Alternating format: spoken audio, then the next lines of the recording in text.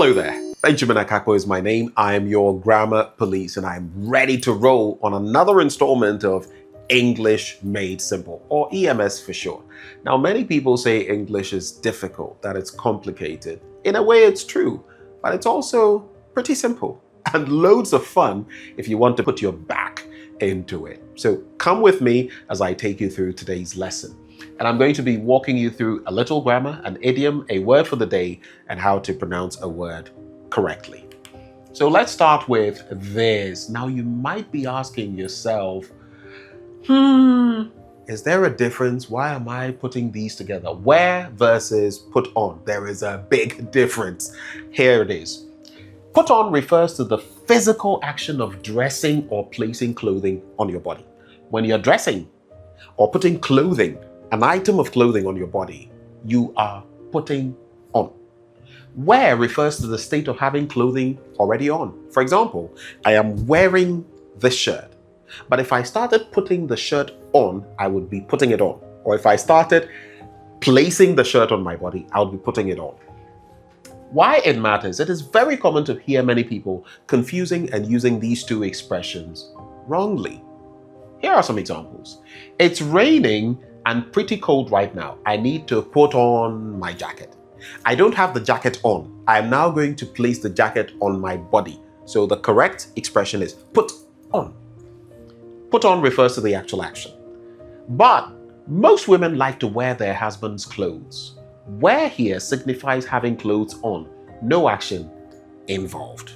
So the core difference is that put on refers to the physical action of dressing or placing an item on your body, while wear refers to the state of having that clothing or accessory already on.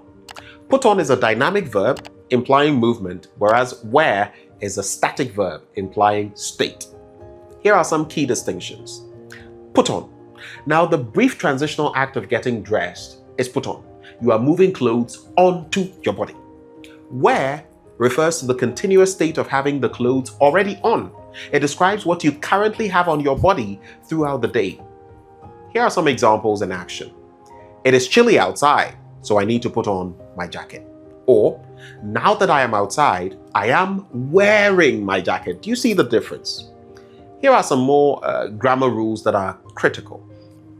Put on takes an object and is often separable. Example, put your shoes on, or put on your shoes. But wear cannot be used to describe the action of getting dressed. It is used continuously or habitually. For example, she wears glasses, or I am wearing a blue shirt. Here are some more examples. He put on the trousers and changed his mind, maybe in a shop. Put on your sunglasses. It's too bright out here. Wear, like I've said, refers to having clothes on. When someone is wearing something, they are not performing the action. They have it on them already. Here are some examples. Now, I want you to describe what you're wearing. The person has the clothes on already. Again, I've decided not to wear heels anymore. Now, there are some similarities. Both indicate having clothing items on. Check out the following examples. Most girls like to wear their father's clothes. Again, ladies and gentlemen, put on your masks. Are they interchangeable? Although they are both used in similar contexts, they cannot be used interchangeably because wear refers to having clothes on, whereas put on signifies actually adding an item of clothing to yourself. Here's an example. What was Janice wearing last night at the party? Not what was Janice putting on last night at the party, unless at the party she actually started putting on that dress. And that's it for grammar today when it comes to wear versus put on. So here are some examples. What was Kwame putting on last night? No. You should say, what was Kwame wearing last night? Maybe at the party. Again, it is wrong to say, wear your shoes immediately, Francis. No. The correct thing to say it for me. Put on your shoes immediately, Francis. Here's some quick practice. Would you put puts on or wears in there? She often, is it puts on a silky blue blouse or wears a silky blue blouse? You know the answer, and it's marked in red. So just remember, both wear and put on indicate having clothes on, but wear refers to the state, put on refers to the action. Here's our idiom for today. Have the makings of something. Have the makings of something. Here's what it means. To have the ability or qualities needed to become a particular kind of person or thing. In a sentence, you could say, the story that began to be revealed in yesterday's papers has all the makings of a major scandal or a major political scandal. The makings of.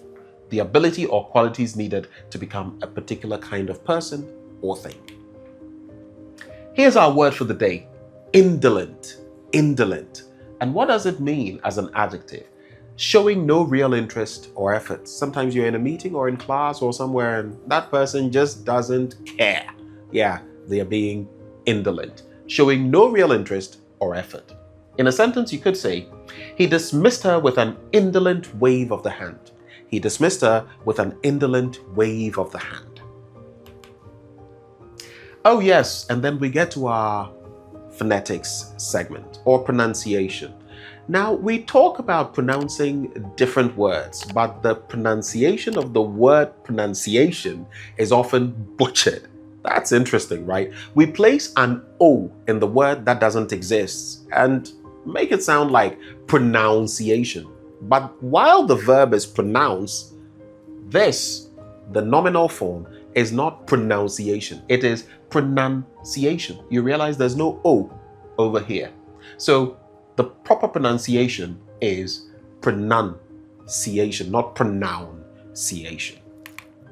Hopefully you've learned something interesting today. You learn it, you say it, you speak it, and that's how you get perfect. My name is Benjamin Akakpo. This has been EMS. Thank you for watching.